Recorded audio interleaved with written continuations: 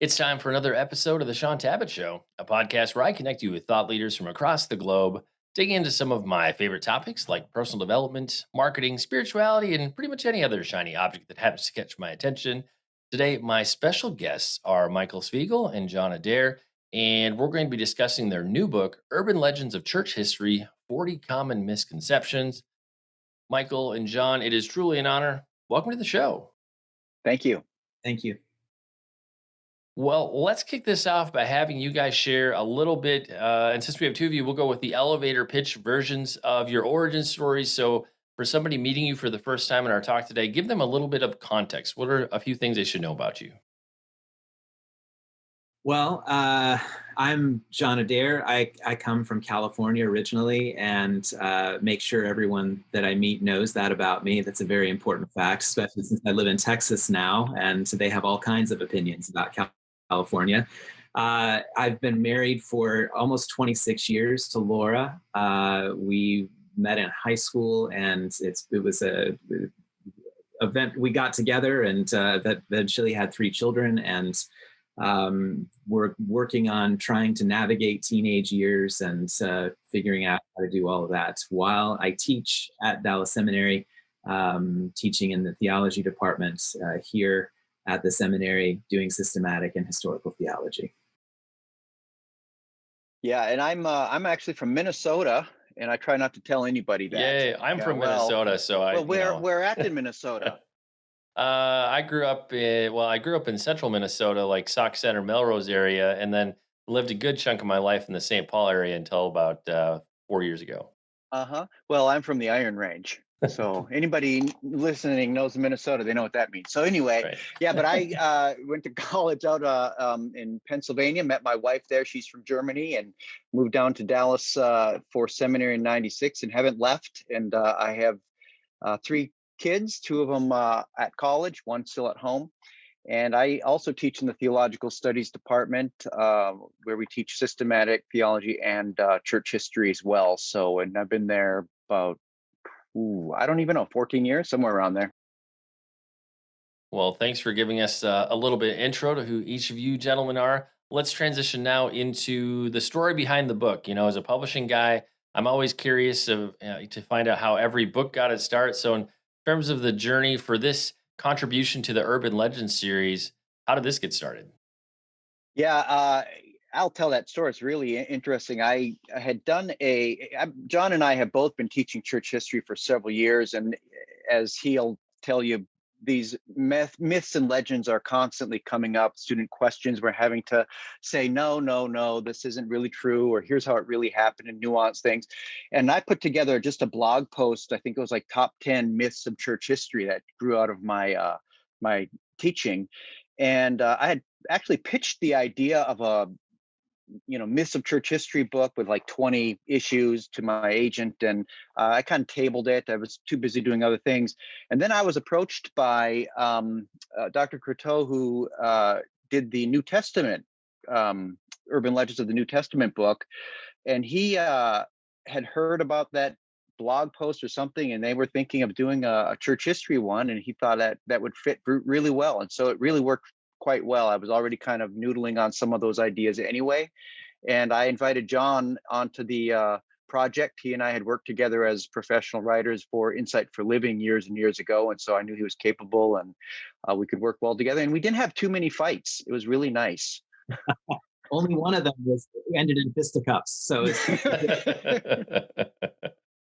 Yes, partnering together on a project is always an adventure when personalities are at play. And I'll say, having done interviews on the previous two books in this series, I just love the concept of urban legends and really inviting readers to wrestle with apologetics at more of a popular level. And it kind of has that sort of a blog posty kind of a feel. You could, sort of bite-sized content. You can get through the chapter in a few pages and just learn something that you might not have necessarily ever encountered before.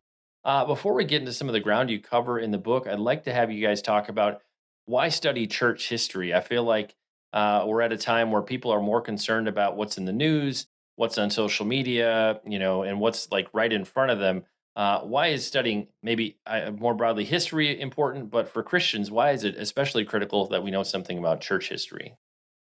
Well, I'll start here. I'm sure Mike has a number of things he would say as well, but there's just a lot of reasons. So I'll give you a couple that I come back to a lot. One is, one of the buzzwords that we find in the church today is community. We love to talk about community and the need for it, and we have small groups and we do different things like this to enhance that and to practice it. One of the things that I think is most valuable about history and church history in particular is that it extends our Christian community. It extends it beyond the bounds of who I can go have dinner with tonight, but also into history so that it gives me an opportunity to interact with the ideas and the thoughts of Christians who lived in a different time in a different place. And in that way, maybe contribute to the way I think about the faith in really important ways. The other thing that is really important to me when I think about history for my students and to talk about them, but also for the readers of this book is one of the fundamental confessions we have as Christians is that the Spirit indwells us. And if the Spirit is in our lives and indwelling us and has been for 2,000 years, then studying church history is in part studying the work of the Holy Spirit in his people for the last 2,000 years. And so this, I think, makes it such that we can't ignore this without saying, you know what, Spirit, we don't really care what you've been doing. And I don't want to be that guy. So I want to open the doors to history and appreciate what the Spirit's been doing. That's great. I have, I'll just add really quickly two of my favorites. And one is learning from the past. I mean, people keep talking about today, we're moving, our society's moving from a generally kind of Christian society to a post-Christian or pagan or non-Christian society where we are really a still small voice in culture. And we have to kind of look back several centuries to find other examples of that. And if you look at especially the early church, they knew how to survive and thrive in a world where they were not the majority view. And I think we can learn a lot of lessons in how to worship, how to gather, how to evangelize in that pre-Christian kind of society. The other thing is what you mentioned, Shaun, apologetics. There are a lot of theologies, a lot of doctrinal positions, a lot of churches and denominations that are built on faulty history. And I don't want to start pointing fingers or picking on people, but this idea that, for instance, a particular church or denomination selected the books that go in the Bible, therefore you should accept their authority in other matters, is based on this faulty assumption that actually is how the Bible came to be. And we dismiss, it's one of the myths that we dismiss about how the canon came to be. And when you're basing a church or theology on faulty history, you need to correct the history. And the only way to do that is, of course, to know it. And in terms of deciding what ended up in the book, did you have a working definition or criteria for what qualified something as an urban legend? Yeah, we describe in the introduction various degrees. So some things are just flat out not true that people keep telling, or a very, very flimsy basis in history. Some of them, but most of them, I think, we would say are have bits of the truth, but there's kind of mixed with exaggeration or misunderstanding. So we have to come back and maybe give the proper version of it or a nuance of it. So most things aren't flat out completely false.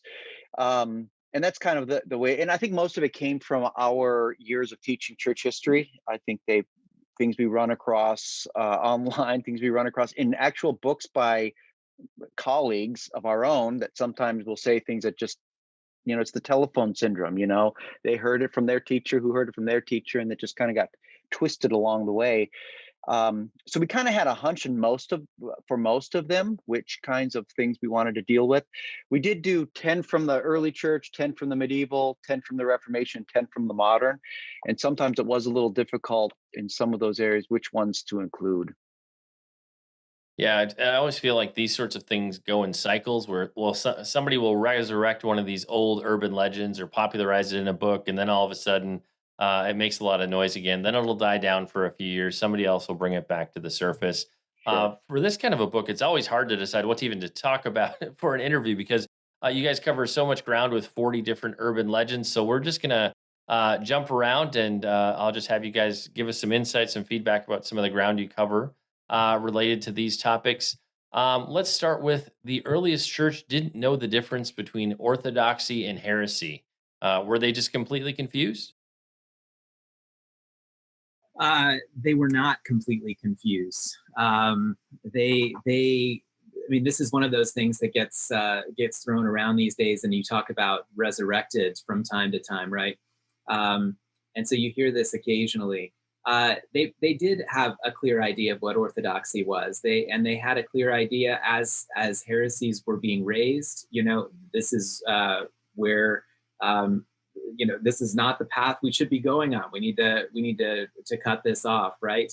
One of the things that was important in the early church was to make sure that they were operating from within an apostolic tradition, and holding on to that which the apostles had taught and had been passed down to them. And so, as they listened to their teachers who had been taught by people who knew the apostles, and especially as we're looking in those first couple generations and we're seeing people walk through what the faith is and talk through it and write really succinct summations of this is what we believe, you begin to get a picture of a Christian belief and practice that is remarkably consistent throughout the world.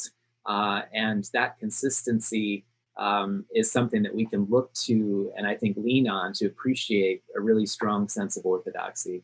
And then as errors arose, and people would look at them and they would say, okay, this doesn't match up with that, with what we've been saying. How do we talk about this? And there was always time to discuss and think about those things and try to figure out how best to articulate an answer to the new problem that's been raised. But after a while, there weren't new problems. There's just the same old problems that were being rehashed, as we've been talking about. Yeah, that seems to be the thing I think quite often as I follow a lot of different theological discussions online right now. We put fancy names on top of things, but it's literally the same arguments we've been having for multiple generations throughout church history, which is why knowing your church history is so important. Often the things that are causing a crisis of faith for some people were dealt with long ago by the early church fathers quite often. So know your church history, people. It is that critical. Our next urban legend, how about women never served as church officers in the early church? Women in leadership, women in church leadership, certainly a hot button item these days. Mm. Yeah, it's definitely true, and you seem to make somebody upset whenever you talk about certain issues, and that's one of them. It is pretty clear, at least to Dr. Adair and I, and to most early church historians, that already in the first century, and absolutely sure in the second century, you did have the what we would call appointed or ordained office of deaconess, and they assisted in teaching widows and orphans. They assisted in baptism of women, the catechesis of women. Their role was pretty expansive, and that's absolutely uncontestable. Some of the question is how far back does that go? And we do make a case that it has its roots even in the New Testament in light of the early widespread history. And that's something, I've been in churches, been members of churches where they were really hemming and hawing about, well, can we have female deacons or not? And from a historical, very early Christian perspective, that's an open and shut case.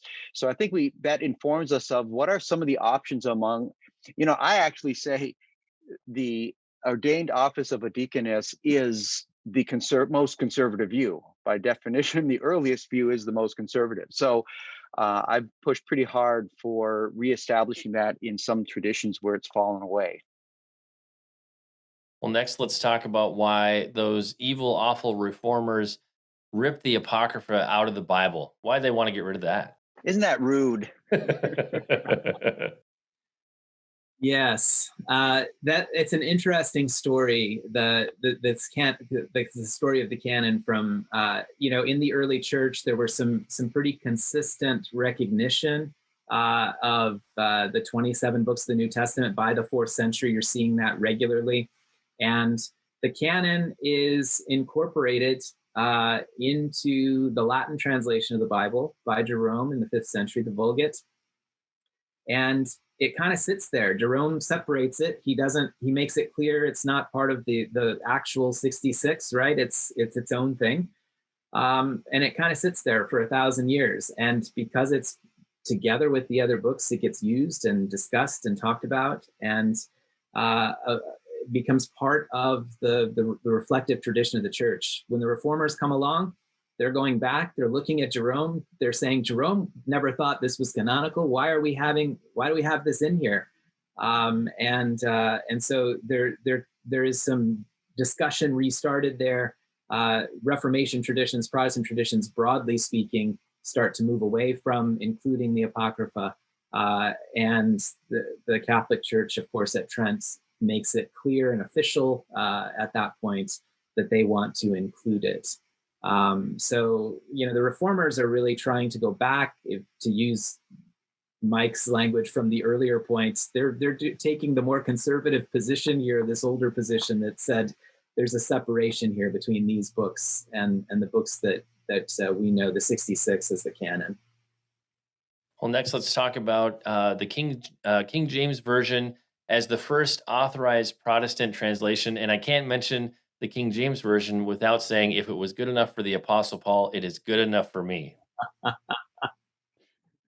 I'm going to let Dr. Adair do this one as well. That's fine. He's our resident King James Version expert. Yes, that's right. The champion over here. So yeah, the King James Bible is, one of those things that in some Protestant traditions today, it's kind of as you say, if it's good enough for Paul, it's good enough for us. And they've sort of held on to that and assumed that this is the official sort of Bible of the church, at least in English. There's a lot of discussion around the King James itself being inspired as in English, which of course historically, in terms of Christian discussion, inspiration refers to the original documents and the production of those by the prophets and apostles in history, and so not to translations. But the process of writing the King James is quite an interesting one, and we kind of go through in the chapter some of the ins and outs of that process. And one of the things that we recognize is that the King James Bible is deeply dependent on a whole bunch of other English translations that were already in existence in the century prior. And so people have done studies on this and worked out percentages. A very high percentage of the language that we find in the King James you can actually find in other versions before this. And so to say, well, the King James is some kind of, dropped from heaven book, as good as it might be in some ways, certainly linguistically, there's some real beautiful language that we find there. And I'd certainly love to see the Psalms and in the King James and appreciate the way it was put together. We recognize that it's a human production by people who, indwelt by the Spirit, presumably, right, are trying to bring a faithful translation into the world. It's got good points and bad points, and we continue to try to refine that and create the best English translations we can for today. And these next two we're going to get into are going to, I think, stab some people's sacred cows, but we will carry on and go there anyways. The Pilgrims fled religious oppression to establish a society of religious freedom. What did the Pilgrims have going on? Yeah, so the Pilgrims and the Puritans, they fled, England because the established church was an Anglican church, what we call today the very strong episcopacy and a lot of rites and rituals, and they really wanted to purify the church from a lot of those what they regard as trappings of Roman Catholicism that still needed to be reformed, and were not able to actually accomplish that. They also had different view of church order and some different things. So they fled. They tried to go to the mainland, Europe, and that didn't work out. They were too liberal there. And they came to New England, and they were not establishing a society based on religious freedom. They were trying to establish, and they did establish, basically a state church in the Congregationalist Calvinist tradition.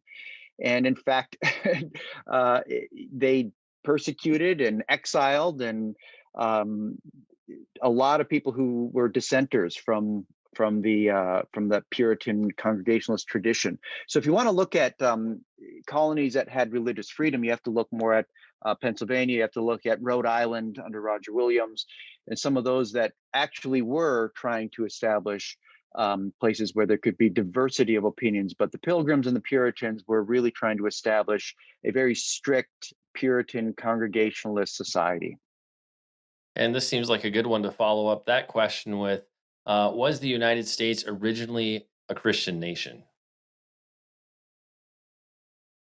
We'll give John all the really good ones. Oh, good. Thanks for that. Yeah, so we answer that question with a pretty straightforward no. It's not to say that there aren't founders that were Christians. Certainly there were, and we do have a chapter about that as well. We kind of have a couple of chapters on this subject, but in terms of the kind of the impetus for the nation and where it comes from, there's a lot of Enlightenment philosophy. There's a lot of a philosopher called John Locke, who is deeply informing guys like Thomas Jefferson and John Adams, and their way of articulating the world. And as we think about those initial founders, you hear a lot of times that the founders of the nation were good Christians, and the reality here in terms of their belief systems is not the case. Some people, I think, are shocked to find that people like John Adams was part of a church that was Congregationalist and that voted to stop being Trinitarian, and they decided to be Unitarian instead.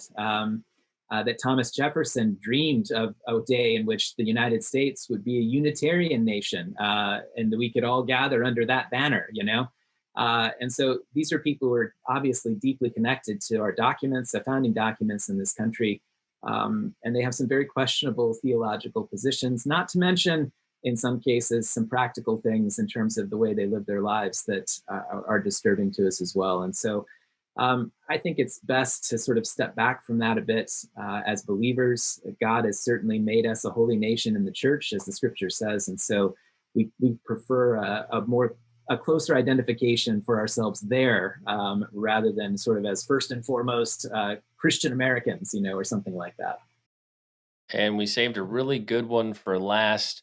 Are date setters and sign seekers a uniquely modern phenomenon? Now, most of us can remember in recent history predictions of the end of the world and cataclysm and the apocalypse was going to come. We're still waiting for a lot of that to happen. So, is this something that just all of a sudden bubbled up in our age, or has this been going on for a long time? Yeah, it seems to have been going on since the beginning. We have, if you step just outside the the New Testament itself has this very eager anticipation, but very clear. You don't set dates. You don't know the day or hour, time or season. And Christ can come back in our lifetime, but we don't know the timing of that. But from that 2nd century forward, pretty much every generation was looking at signs in their version of current events and setting dates, and some going to extremes. And I like to back off from that, from being too critical and saying there is the healthy part of that is they are having this eager anticipation and hope and believe that Christ is coming back. But that can be taken to an extreme. And as soon as you start saying this is that, this person is the Antichrist, or this is something, or we are definitely for sure the last generation, you've crossed a line. The problem is that line keeps getting crossed over and over and over. And you would think that history, if it taught us anything, it would be stop playing the dating game. You always lose.